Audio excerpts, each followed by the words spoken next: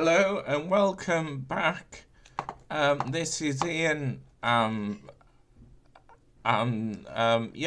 there. I'm doing this podcast in relation to my book, Living with Mitochondria Against All Odds.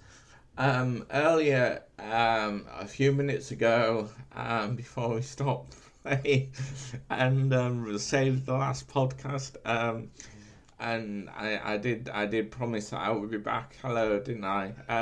We were talking about my time doing the Yacht Gang show. I did it from 1990 till 93. They were all kind of well known,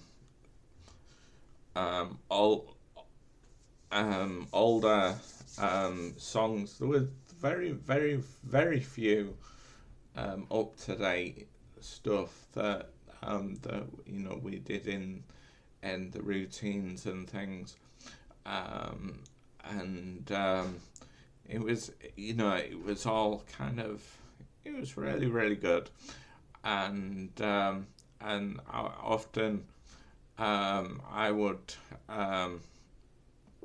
if they were showing you choreography, that's dancing. Anyone that doesn't know what choreography is,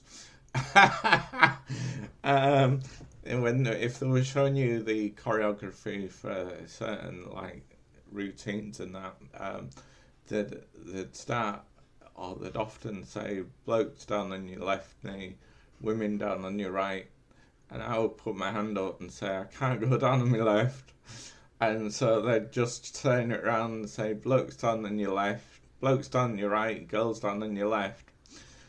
And on the second year that I did it, there was a certain routine where it was agreed, or it was arranged, that I would run out and shout something, and I would always put myself forward for anything going. I wouldn't often get many things, but anyway, this thing I did get, and I had to shout something, and we were just singing this song through, and they said, right, we'll just do it without the actions for this time, and I didn't run out, and in the end they came up to me and said, Woody, because all my mates that were at my scout place called me Woody, and so when we got to gang show, everyone else followed suit. So they came up to me and said, Woody, where were you? I turned around and said, I thought we were only singing it through. And everyone just burst out laughing, and as people do, and the director or leader, whatever you want to call him, he came and put his arm round me and said, this guy's worth 10 of you. And I tell you, that made me feel so great. But I mean, it was very, very quickly forgotten about, but I certainly remembered it. And as I say, all the way through, right from the beginning, after the first year, I knew that I needed a dresser all the time. So someone to help me get dressed and get undressed, and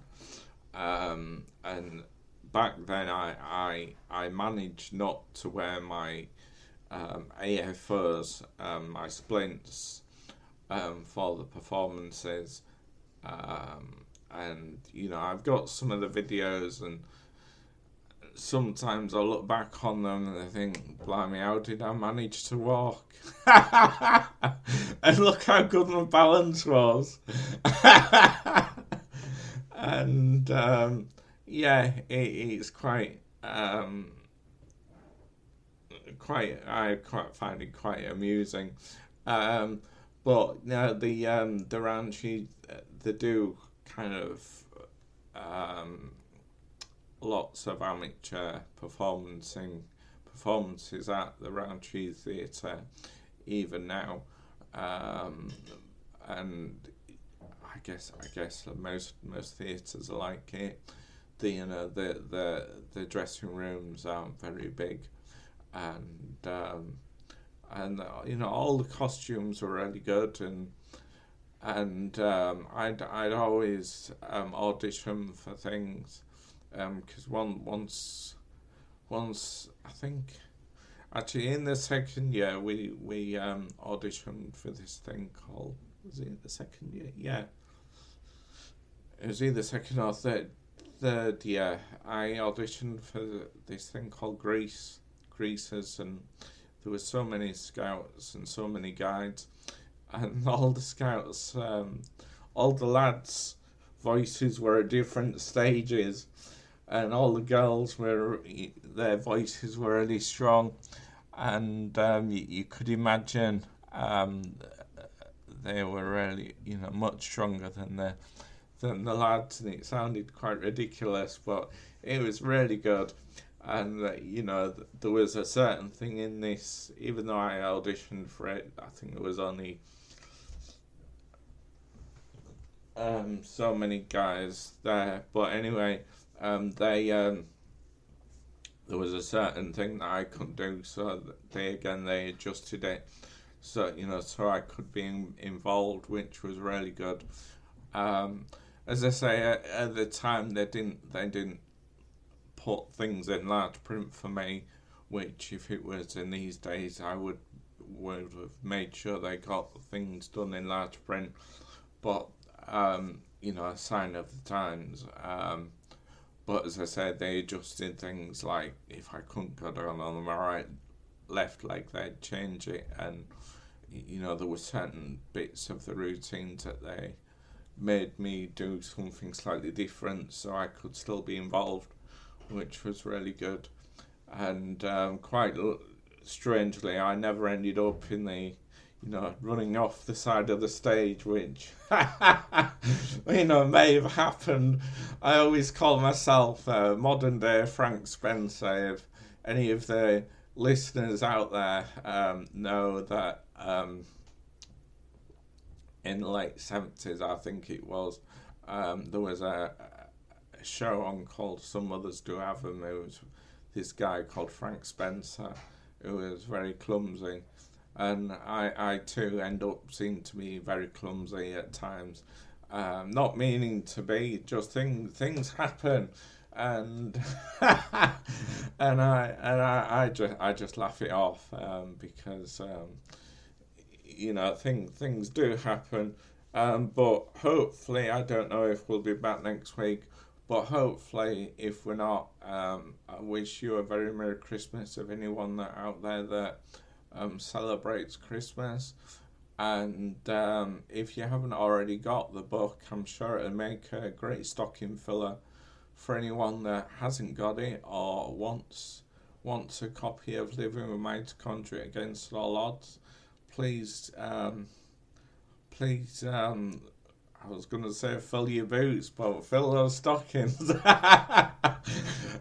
with my book, and I'll be back in the new year if I don't speak to you next week. And like I say, I wish you all a very Merry Christmas and a Happy New Year. And hopefully, like I say, if you haven't got the book and you hear this podcast is all related to the book Living with Mitochondria Against All Odds. I talk lots about what's in the book if I haven't got activities going on at the time. So to dip people's toe and to whet their appetite for getting the book. So hopefully I'll speak to you all in the new year, and Happy New Year.